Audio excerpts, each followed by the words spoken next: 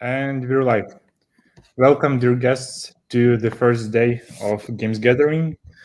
Um, we're gonna start our stream now. Mute myself. Second. Yes, I'm here. So I want to remind you that we have a chat, and if you have any questions for our speakers, you can ask them in the chat, and the speaker will answer your questions at the end of his lecture. And we're going to start our day with Chris. Chris is going to tell us how to deal with latency in real-time multiplayer games. Please welcome Chris.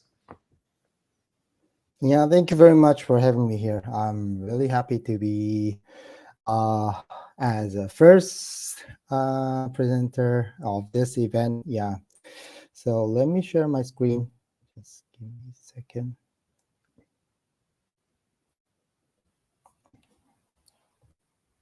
Oops. Yes, here you go. I guess everyone can see my screen. So yeah, today I'm going to talk about overcoming network latency in real-time multiplayer. So this is not deep tech. It's not including the detail how to implement the overcoming method. It's more about the idea how you can try to think to prepare your development and all your game design to be ready for the real-time multiplayer. So before dive into the topic, let me introduce myself. I worked in the game industry for 30 years. When I joined the game industry, there was not strong graphic games like these days. There was no Unreal, there was no Unity. Yeah, I was working for these kind of text-based games. Yeah, I established it three different studios. I originally came from Korea, and all my studios were in Korea. Not existing anymore, but yeah, it was there for quite long days. And I was also a studio head at the Smilegate, Newwiz, KTH. I worked for the multiple real-time multiplayer games. I also used to be online tech lead at Ubisoft and also tech lead at Metacore. I also work for the Tentacle Studios. And I also taught the students the game development at multiple different universities and polytechnics in Singapore. Yeah, I launched about 12 PC console real-time multiplayers. I It's like there's are some games just launched and just kill down quite close to the launch. So yeah, it's really difficult to say how many games I launched. Yeah, but anyway, yes, and also I worked on the more than 10 of mobile games. Currently, I'm a founder of CosmoUniverse. I just started the new adventure from last month, and I'm working for the multiple studios in Europe. I'm also working for the publisher, Newwiz, and the Pixel United in London. So yeah, if you are looking for the publisher or investor, or if you need any help on the real-time multiplayer technology, just let me know. You can contact me free in LinkedIn. Yeah, so let's dive into the topic, the latency. This is quite pain point for every time when you are working for the real-time multiplayer. Yes, yeah, because yeah, let's try to understand what is latency. I believe all of you already know what is latency. It's a delay between your game client and the server anywhere in the network. So yeah, this happens because there is a limit of the speed of your signal through the network. As you know, mostly we can say our network signal can travel almost quite close speed of the light. Yeah, it's almost like 300,000 kilometers per second. Very fast, very fast. But our Earth is also quite big. So when it trying to travel around the Earth, it actually takes over 100 milliseconds.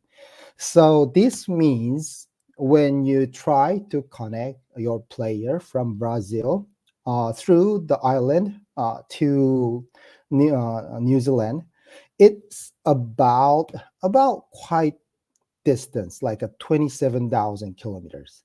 Only the straight line. It doesn't count the all the detail of the network itself. So only the straight line distance is about 27 kilometers, and the round trip comes 54,000. Then that means it takes 180 milliseconds. Yeah, wow, quite a distance, is it? So if we bring this into the latency, as you know, these days the monitors are quite good. So let's say we have a refresh rate of 144 hertz monitor. That means it refresh 144 times every second, isn't it? So that means every refresh comes up for about 6.9 millisecond. So if we bring 180 millisecond, okay, here just I realize there is some miscalculation because 180 millisecond is already round trip. So let's divide by 2. But anyway, it's 52 frames I calculated, but actually is 26 frames, isn't it? Yeah, so yeah, I will correct the presentation later. Yeah, sorry about it. So is when you try to communicate from Brazil through Ireland to New Zealand, then you will receive the round trip packet after 26 frames later. That means it's like your game could be updated quite far than you expected. So this is delay from the propagation. Not only the propagation delay in the internet, it's quite complicated. It's much more complicated than what we know. So there's a lot of devices everywhere. There's a lot of routers, switches. Yeah, it's so the packet is not just traveling in the one single direction. So it's just traveling everywhere and then try to find the final destination. So it takes also time through each of the route. and and also yeah it's the network latency. You have to think about the processing latency through all the devices. Yeah, so yeah, when you press the button, actually your device needs some processing to generate the packet and do everything, and then also when it reach in the server, yeah, server need to do processing. So everywhere there is also time consuming for the processing. Not only that, so when we combine everything like that, yeah, there is a processing time in your system, yeah, in your device. It goes through the network, yeah, on the server. There's not even single server these days, isn't it? Yeah, we use a multiple different backend systems and everything, platforms, network infrastructures. Also, there is a database. There is a lot of gateways and switches and everything, and then it have to travel back. So the total latency is calculating everything together. And then it could be much more, much more bigger than what we expect. And even if you use a mobile network, then yeah, there's more devices like mobile infrastructure, yeah, other things. Yeah, if you have a very specific authentication or validation of the packet, yeah, you probably can it that those things could take some time. So yeah, the total latency is not just simple like just just distance between your device and the server. Then how we can overcome this? Actually, I'm not going to talk. We are going to reduce the latency. That's impossible because this is speed of light. We cannot overcome the speed of light. We cannot go faster than that. It's like we don't have the real world physical technology to communicate just in the same time over the far distance. So here, what I'm going to share is what I try to integrate into the game to make the fairness of gameplay, and then give the player of the experience of how they can feel this is looks like a real time game. Yeah. So I picked up 5 topics from here. So the first one is synchronization and adjustment by some delay through the pre-action. I will go more deep on this. So let's see one by one. So pre-action and VFX, I think this is quite important for everything, not only the network delay. As you know, all the actions, whatever we do in the real world, actually there is kind of a pre-action.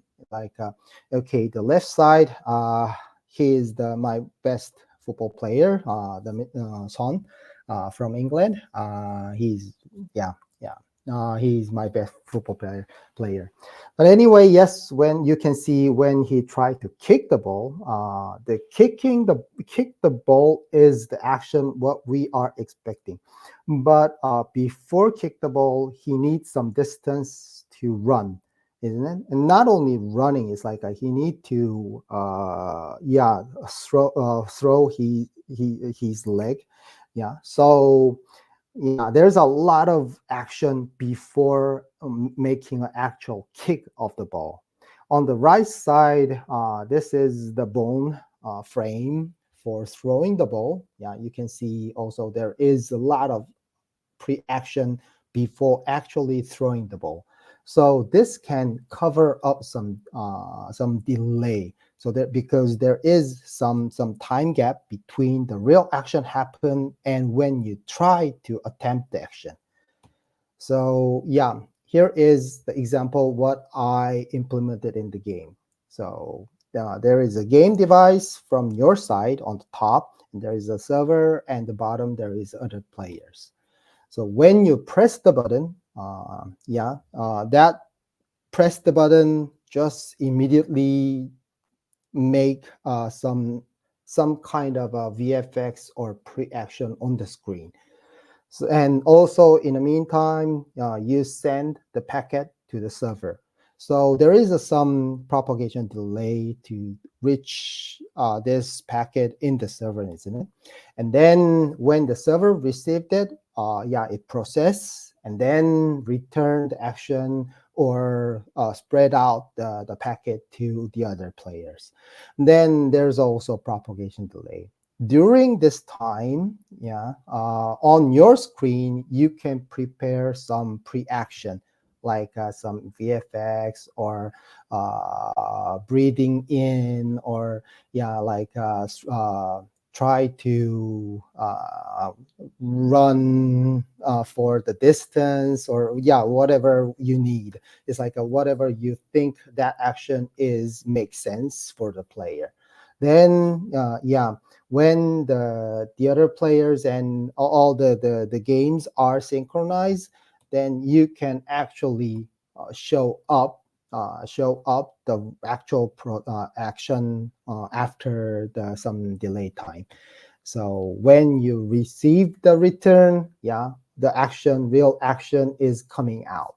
So something like this. You don't need to worry about the delay for this. Probably if your game is too fast, then it will not easy to cover up from this kind of a pre-action also. But mostly, isn't it? As I said, if you are crossing over the world, these days is the network and the infrastructure is quite good. So maybe you can expect like a 150 to 250, maximum 300 millisecond around. So a 300 second, less than a 300 second is quite short, and it's enough time to prepare your pre-action for your real action. So this can be the one good tip to cover up your latency and then synchronize with the others.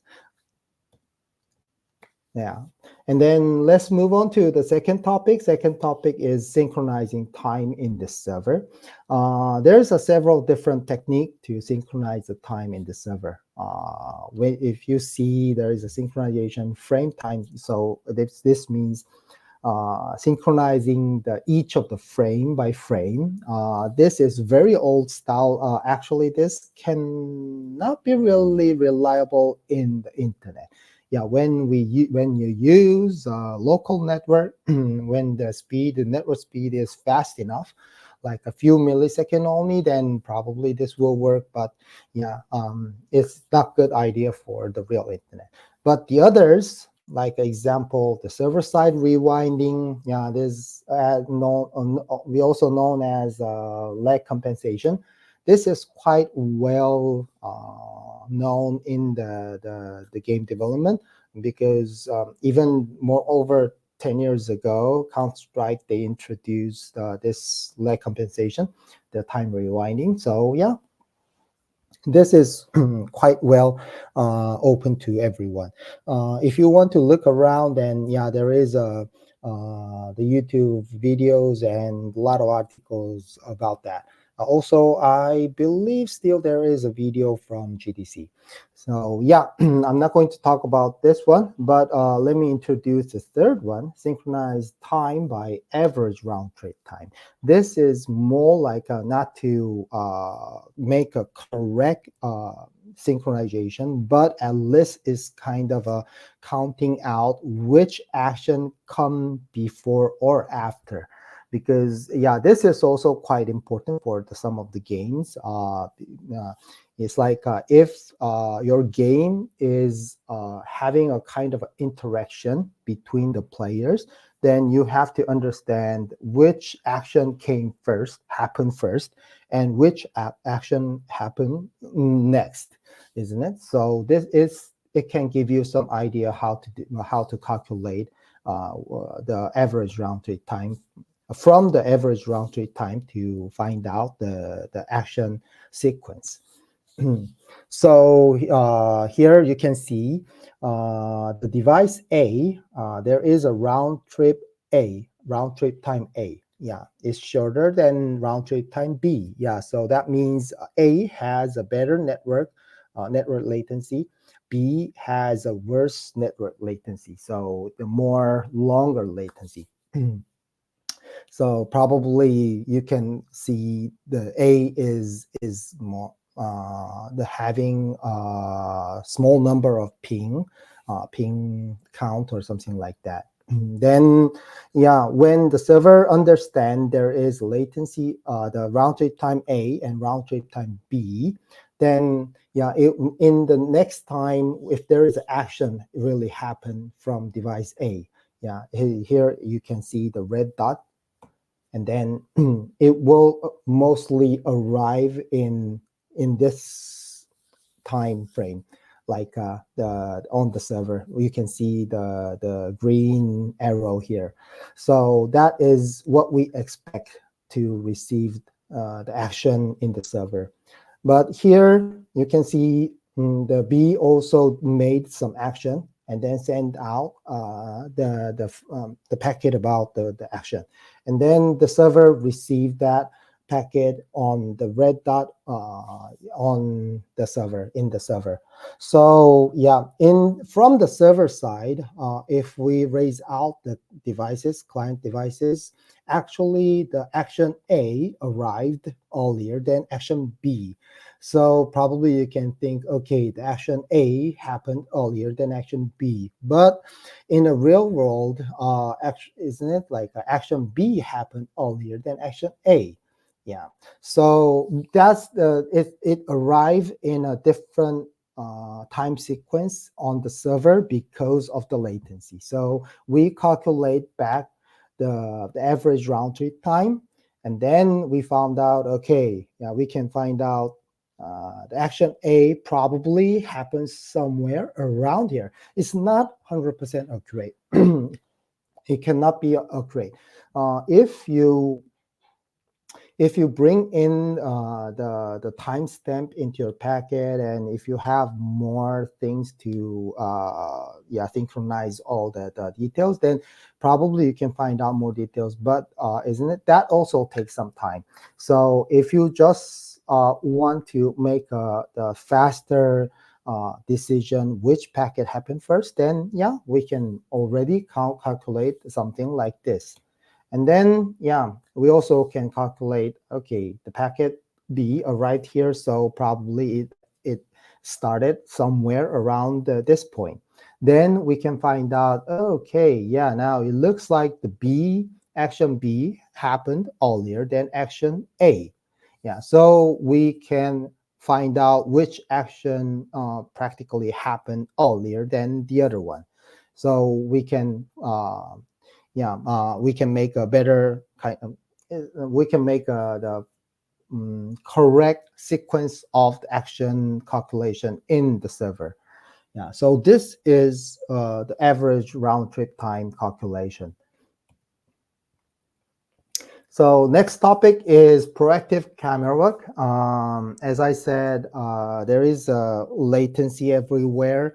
And then that means if your game is very fast paced, like moving very fast, or just changing something very fast on the screen, then the error location between your monitor or the other player's monitor, or even in the server, could be quite different from each other. So there is some kind of golden ratio.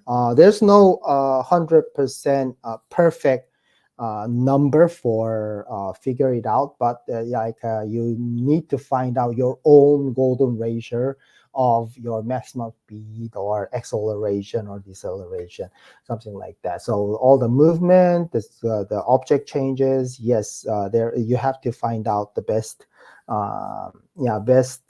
collaboration calibration of your movement. But anyway, yes, you can think about the camera work. I mean, it's like even your object is not fast enough in the game. Yeah, you can try to make some feeling of. You can try to give some feels of fast movement to the player, because this is not a real world. We are creating the world on the screen, isn't it? Yeah, so some example here. Yeah, you can try to use a camera shaking or some proactive camera work, just like this. So let me give you some detailed example, what I really worked on it. So yeah, this one I can recommend if your game is fast-paced, fast-moving, the game. So yeah, the camera is, when you stick your camera on your character, it will just align through your character and your background. So when the character moves, your camera will move together. But yeah, if you make some little bit delay of your camera, so your camera is not immediately following your character, just only changing some angle to your character when the character start moving, then actually you can see there is a difference between the first position and the second position. The distance of the movement of your character is A. But on the screen, your camera didn't move and your camera changed the angle only. So you can see the distance reflecting on the screen looks like distance B. So player could feel it's moving a little bit faster than actual movement. This is the trick also came from the very old style movie. When you watch the old style movie with the driving or something, isn't it like almost 100 years ago, 50 years ago? yeah, it was very difficult to take the film during the real driving. So yeah, just keep the car on the some studio, and then try to move the background, and then take the picture on it. So when you watch through the monitor, you can see the car looks like driving, yeah, somewhere, something like that. So yeah, and this is also, yeah, kind of a yeah, idea, some kind of a sorry, some kind of the idea similar like that. So when you yeah, oh, I'm very sorry. Yeah, so when you try to accelerate much more faster, then yeah, your camera is not following fast enough. It's now start moving, but yeah, your character is much faster than your camera. So if you compare with the previous position, yeah, the character move distance is A, but yeah, the same situation, like the on the background, your character looks like moving much more faster. Not only acceleration, when you also decelerate, yeah, if your camera trying to stop later than your character, so here you can see, yeah, the camera is moving more than your character. So your character will show up the moving distance of B rather than A. So in this case, its deceleration looks like much more strong deceleration.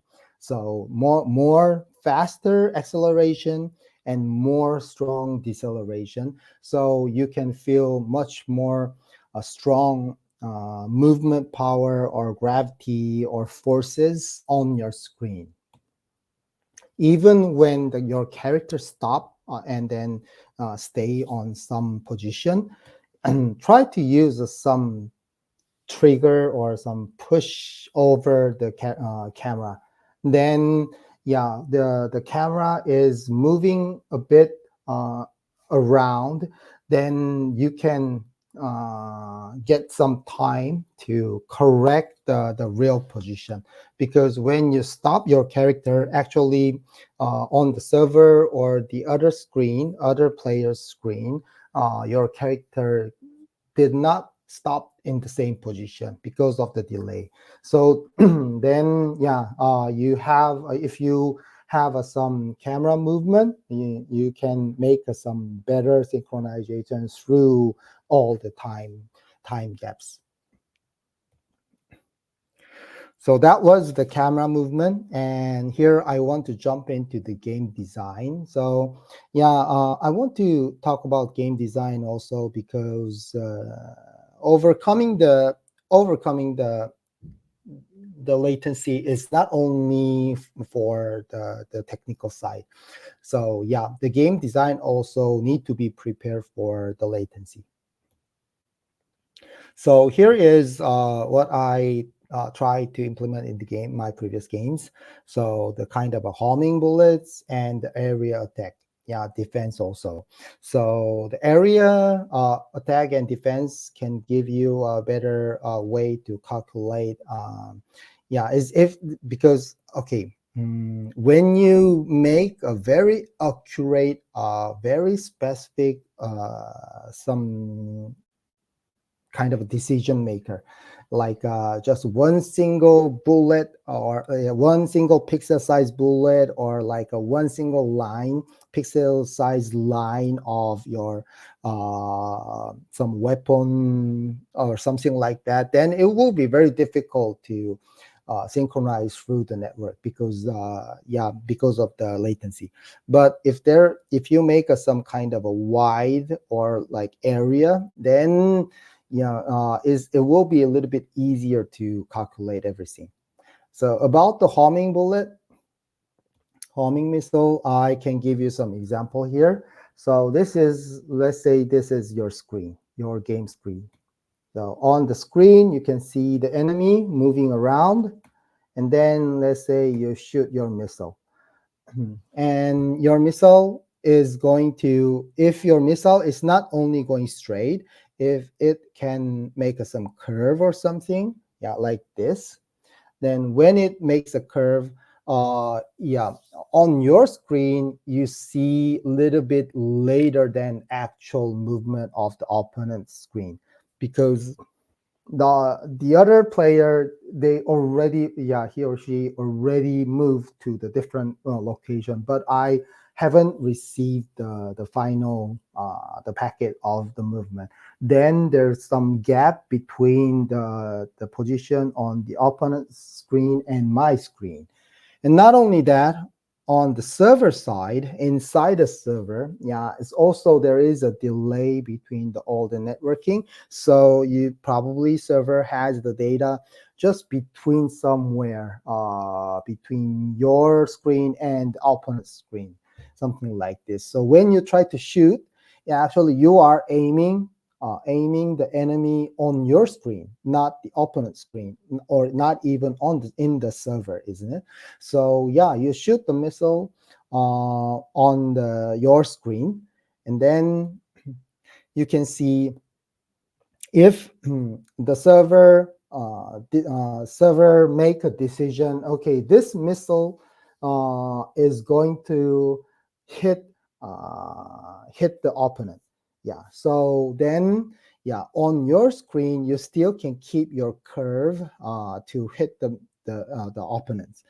Yeah, but on the opponent screen, your other player screen, yeah, you can tweak a little bit of your curve to hit the opponent. So because this missile is not going straight way, anyway, it will make curve. So the little bit difference of the curve, yeah, you can make some calculation by yourself, Lindsay.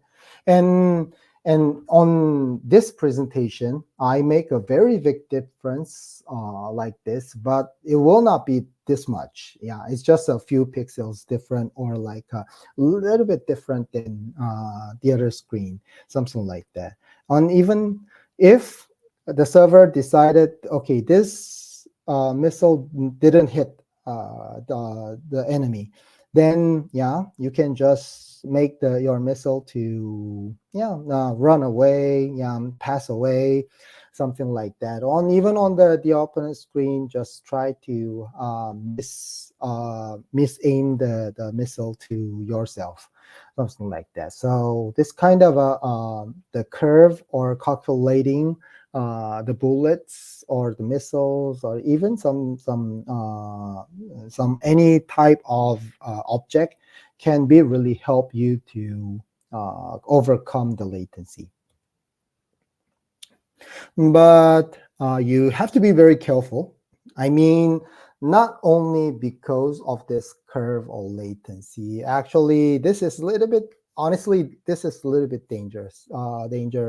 Dangerous part. I mean, it's like a hit detection itself is always quite crucial, isn't it? It's like if you see your enemy is hit it on your screen, but it never discount the HP like that, then you could be very angry. Yeah. On the other side, isn't it? It's like if if you see the missile, your missile just pass it over, and then I didn't hit it, but if my HP just discounted, calculated or in some way, then you could be very angry on that. So you have to be very careful. So you have to think about, okay, who will be the reference, who will be the main reference for hit detection, how much error you will allow, so how much you can make a tolerance of the errors.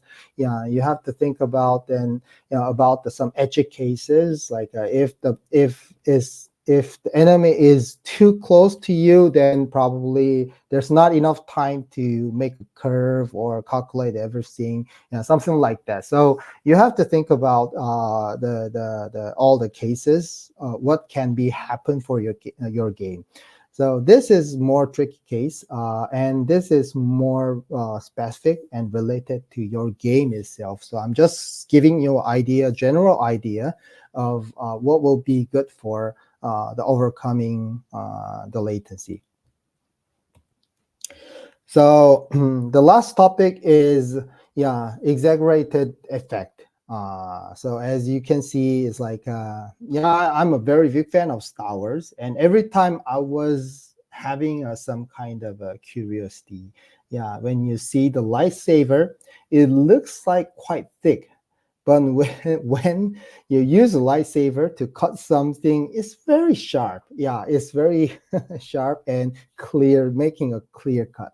So how it can be, it's like, isn't it? The laser usually we understand is it is giving us some high temperature energy, and then if it really exists, it will use a heat to cut something, and then it's going to is trying to melt down the object, not the cutting the object. But anyway, that's a movie, so we need to understand the situation. But in the game, we can also make something similar like that. Why not? So even the bullet, you can think about some wide size bullet, including some gradation. Like not just like if your bullet is just one single point, then it will be, as I told you, it will be very difficult to detect and make a synchronization. But if your bullet or laser or any weapon, anything is wide, and it has a gradation, then it will help you to show up a little bit tolerance in the game. I will give you some more example just later on. And also the audio. Audio is also very important for the game because, as you know, the audio is like, as the speed of sound is slower than speed of light, and we all know that. So when the object moves, the object movement comes the same speed of light to our eyes, but the sound from the object comes later than the speed of light. So we know the sound is coming a little bit later. So this is kind of a latency also, isn't it? So the some object move fast, then it moves first, and then we can hear the sound. This is also the part of Doppler effect. As you can see, the changing of the sound when it comes, like even the sound of the lightning, there is the some delays. So you can try to implement the sound a little bit following up later than the actual movement of the object, because we already know that is also happening in the real world. So that's not a very strange thing. You don't need to make all the sounds to synchronize up with the movement of your own object. You can try to make the source of the sound make it a little bit later of the movement. So here I will give you the example about the gradation. As I said, if your laser, your weapon, your the trace of your bullet is just very clear cut like this, then if there is your tippy toe just crossing over the clear cut, the player 100% they understand, okay, this is hit it. This is hit it. So I hit the enemy. Then the player will think, okay, I made some kind of hit to the others. So but this is very difficult to say hit it or not in the server or the other player's screen, isn't it? Because there is a latency. Probably the other objects, the other players are not in the same position like this. So it will be very difficult to say this is really actually hit it or not. But anyway, player can feel this is hit it, and this is not good. Yeah. So if you give us some gradation on your trace, then like this, if we zoom in, yeah, it's actually this two, the previous screen and this screen, the box is the same width, same size, same width, but I give some gradation in the on the color, and then you see it's very difficult to say is it really hit it or not. Yeah. This is from the PowerPoint, so you can see, yeah, the very clear, and this is still cuts just the fixed on the screen. So yeah, probably you can think this also looks like hit it, but if you bring this into your game, yeah, everything is moving around. There is a camera shaking, your character is moving.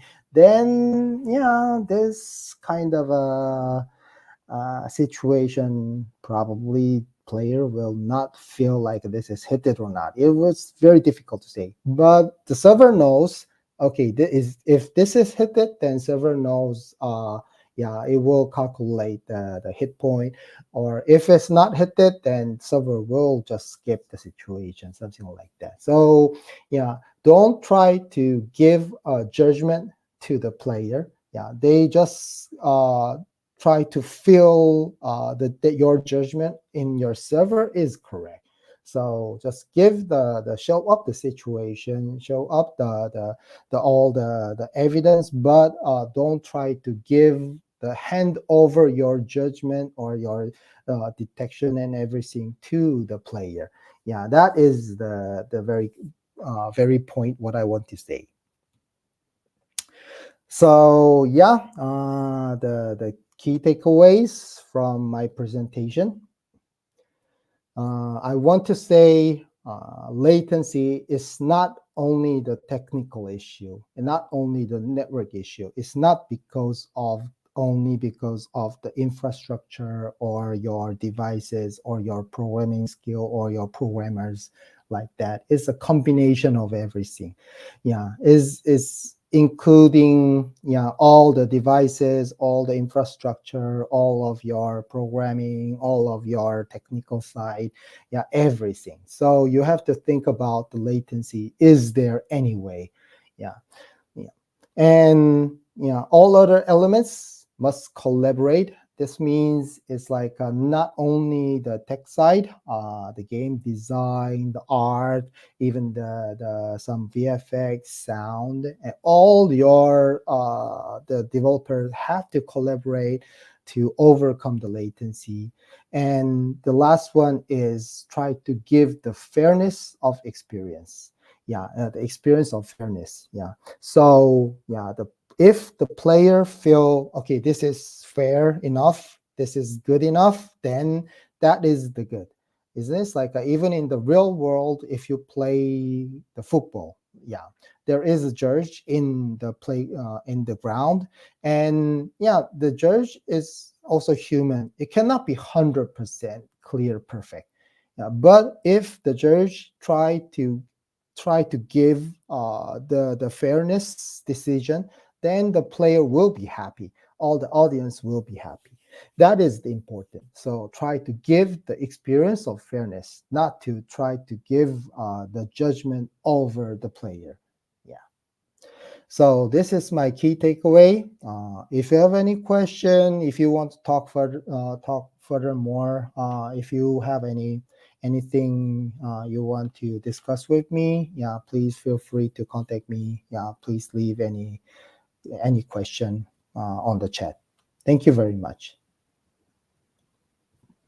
Thank you very much, Chris, for your lecture.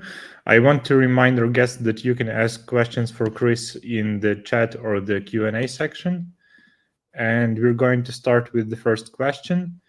Have you worked with deterministic systems like quantum, and what do you think are the best use cases for them? The quantum, what do you mean, the quantum from the photon, or I'm Yeah, not it's really the sure photon of that. engine. Yeah, the quantum engine. Yes, I used the quantum engine. Not nearly. It's like some time ago. And those kind of software, the platforms are quite good because they are already proven system, and they are focusing on the making a better how can I say, kind of a environment, the experience of fairness, what I talked to you. So yeah, personally, if you are not the full experienced developer of the network and the backend, then I recommend you to use a platform, something like that. Not only the quantum, yeah, the other system could help you. Yes. Thank you, Chris. Let's wait for a couple more questions.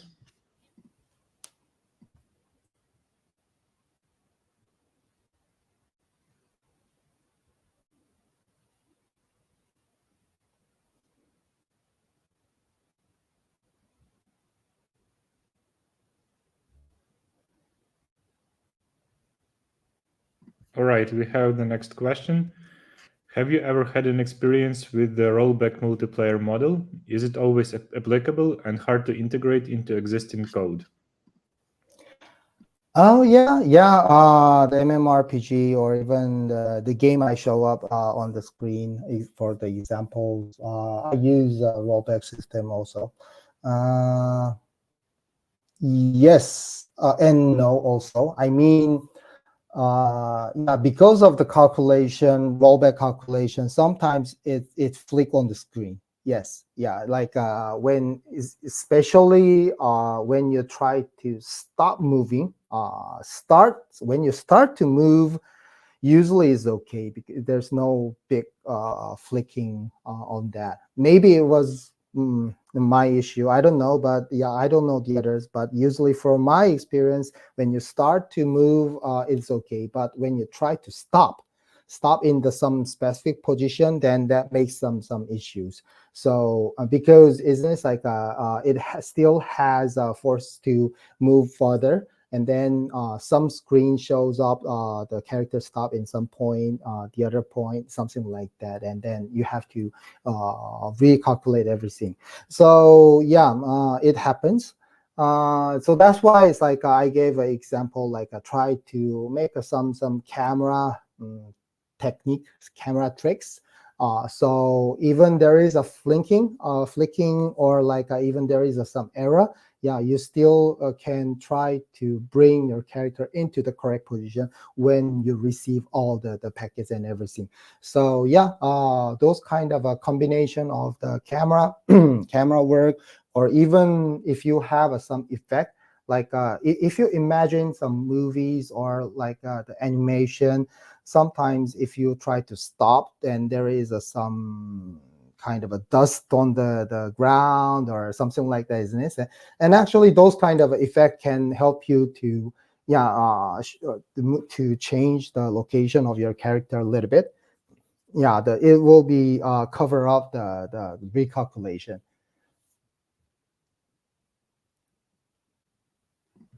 Thanks, Chris. The next question is, we are working on a car racing game.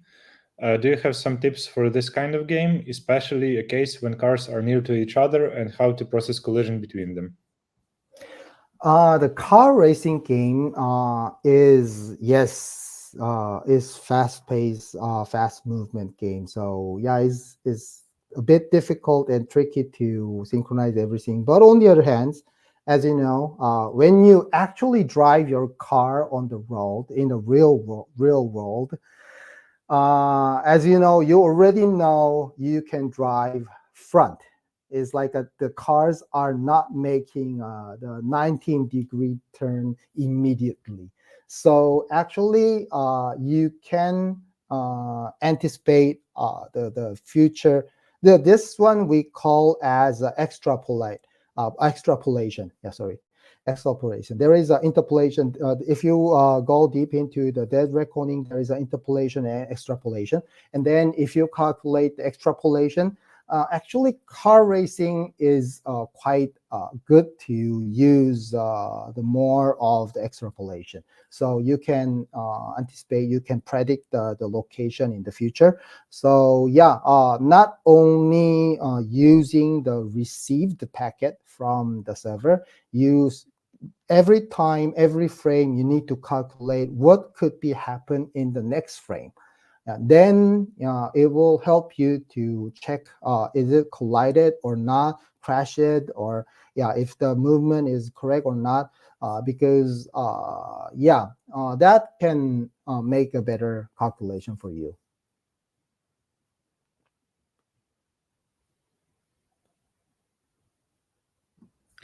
Thanks, Chris. I think that's it for the questions. I think if the audience has any more questions, then they can contact you directly.